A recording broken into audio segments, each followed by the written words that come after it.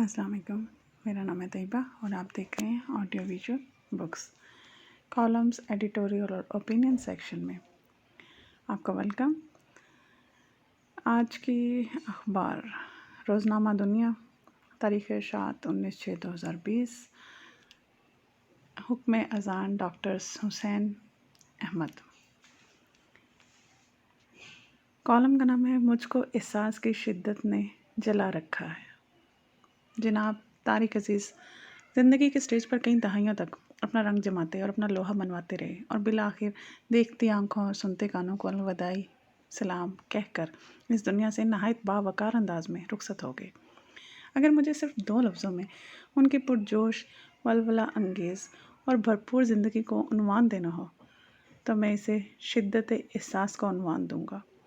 असलम अंसारी ने शायद तारिक अज़ीज़ के लिए ही कहा था, मेरी लो देती जवानी की कहानी मत पूछ, मेरी लो देती जवानी की कहानी मत पूछ, मुझको एहसास की शिद्दत ने जला रखा है।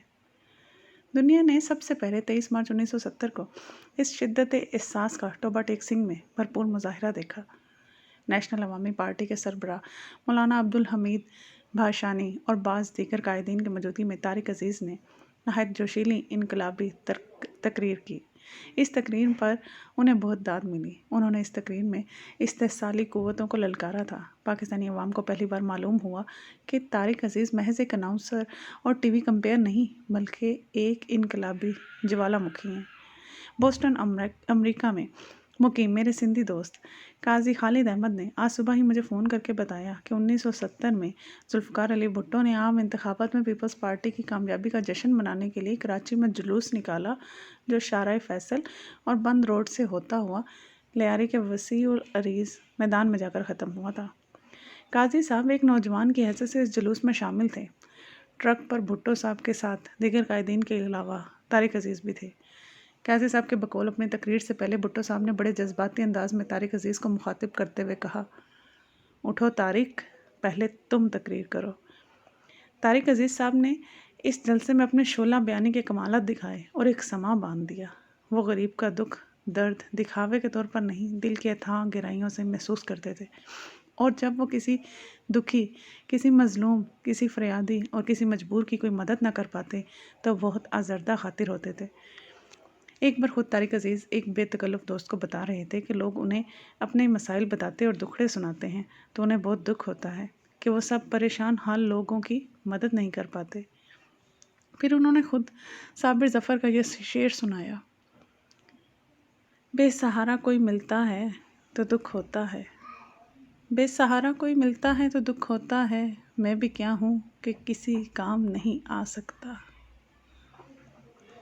इसलिए जब पीपल्स पार्टी गरीबों की दाद रसी ना कर सकी तो तारिक अज़ीज़ पार्टी से मुस्तफ़ी हो गए।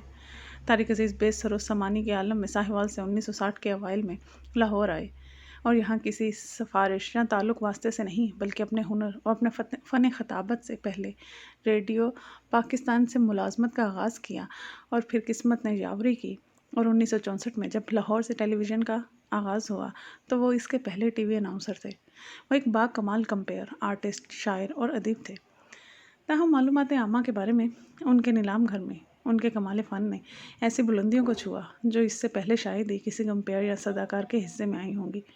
आगाज़ में तो सिर्फ पाकिस्तान टेलीविज़न ही होता था, इसलिए लोग देखती आंखों और सुनते कानों को तारिक अज़ीज़ का सलाम पहुँचे सुनने के मुंतज़िर होते और नहायत ज़ौक़ व शौक़ से उनके दिलचस्प प्रोग्राम देखते।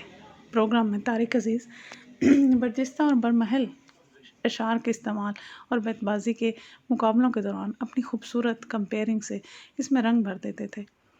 जनाब तारिक अज़ीज़ ने कम अज़ कम 3 नस्लों को इल्म व आगाही की रोशनी से अपने प्रोग्रामों में मुनव्वर किया। नीलाम घर के बाद में तारिक अज़ीज़ शो और फिर बज़्म तारिक अज़ीज़ का नाम दिया गया। वाकई ये उनका हक़ बनता भी था, अगरचे बज़ाहिर ये इस्लामी मालूमात, आलमी मालूमात, पाकिस्तानी मालूमात और साइंसी मालूमात वग़ैरह का एक सेहतमंदाना मुकाबला था, मगर दरअसल इस प्रोग्राम की कंपेयरिंग के दौरान जनाब तारिक अज़ीज़ पाकिस्तान की मोहब्बत से सरशार नज़र आते थे। वो ख़ुद पाकिस्तान से दीवानगी की हद तक मोहब्बत करते थे और वो यही सरसारी اور دیوانگی پروگرام میں شرکت کرنے والوں اور پروگرام دیکھنے والوں کے دلوں میں بھر دینا چاہتے تھے۔ طارق عزیز نے ٹیلی ویژن کی میزبانی اور کمپیئرنگ کے علاوہ کئی فلموں میں جاندار کردار بھی ادا کیے۔ ان فلموں میں انسانیت، کٹاری، چراغ کہاں، روشنی کہاں، ہار گیا انسان قابل ذکر ہے۔ وہ 1997 سے 1999 تک پاکستان مسلم لیگ کی طرف سے رکن قومی اسمبلی بھی رہے۔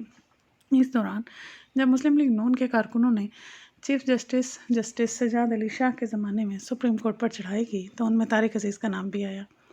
بعد ازاں انہیں سزا بھی سنائی گئی۔ دراصل فلم اور سیاست ان کے میدان نہ تھے۔ ان کی حقیقی شخصیت اور ان کی پرجوش حب الوطنی کا اظہار ان کی ٹیلی ویژن میزبانی اور بزم طارق عزیز کے پروگراموں میں ہوتا تھا۔ نوجوانوں کے لیے طارق عزیز کی زندگی میں زبردست اسباق ہیں۔ پہلا سبق یہ ہے کہ وہ خصوصی ٹیلنٹ دریافت کرو جو اللہ نے ہر انسان کو دے رکھا ہوتا ہے۔ اللہ نے طارق عزیز کو جو باروب اور دبنگ آواز عطا کی تھی اور انہیں جس فن خطابت سے نوازا تھا اس کی انہوں نے بہت قدر کی، اور انہیں اوائل زندگی سے ہی یہ ادراک ہو گیا تھا کہ یہی وہ خصوصی عطیہ خداوندی ہے۔ اس عطیے کو انہوں نے کثرت مطالعہ اور وسعت مشاہدہ سے مزید سیکل کیا۔ دوسرا سبق ہے جہد مسلسل، نہ کبھی تھکنا ہے اور نہ کبھی حوصلہ ہارنا ہے۔ ان کی زندگی کا تیسرا سبق ہے سچی اور بے لوث حب الوطنی، اور آخری اور سب سے اہم سبق ہے کہ جہاں تک ممکن ہو سکے دوسروں کا دکھ درد محسوس کرو اور اس کا مداوع کرنے کی کوشش کرو۔ جیسا کہ کالم کے آغاز میں لکھا، ان کی زندگی کا عنوان شدت احساس ہے۔ یہ شدت احساس پختگی کی منازل طے کرتے ہوئے آخری سانس تک ان کے ساتھ رہی۔ اپنی وفات سے 2 ہفتے قبل طارق عزیز نے فرنٹ لائن پر کورونا کے خلاف لڑنے والے ڈاکٹروں، نرسوں اور پیرامیڈیکل سٹاف کو مخاطب کرتے ہوئے اپنے پرجوش روایتی تنتنا کے ساتھ خراج تحسین پیش کیا۔ انہوں نے ڈاکٹروں، نرسوں اور میڈیکل سٹاف کے لیے ایک ولولہ انگیز آزاد نظم بھی لکھی۔ کہا کہ ان کی محنت اور ان کے رت جگہ اور ان کی قربانیاں رنگ لائیں گی اور ہمیں کرونا سے نجات مل جائے گی۔ اپنی وفات سے صرف 1 روز پہلے طارق عزیز نے سوشل میڈیا پر بڑی درد مندی سے یوں لکھا، یوں لگتا ہے کہ وقت تھم گیا ہے، رواں دواں زندگی رک گئی ہے۔ کئی دنوں سے بستر پر لیٹے لیٹے سوچ رہا ہوں کہ آزادانہ نقل و حرکت کی بھی مالک کے کتنی بڑی نعمت تھی، نہ جانے پرانے وقت کب لوٹ کے آتے ہیں۔ ابھی تو کوئی امید نظر نہیں آ رہی۔ 16 جون 2020 شام۔ دیکھیے اللہ کے رسول صلی اللہ علیہ وآلہ وسلم نے زندگی کی حقیقت کو کتنے دلکش پیرائے میں بیان فرمایا ہے۔ رسول اللہ صلی اللہ علیہ وسلم نے ایک آدمی کو نصیحت کرتے ہوئے فرمایا، 5 چیزوں سے پہلے غنیمت جانو۔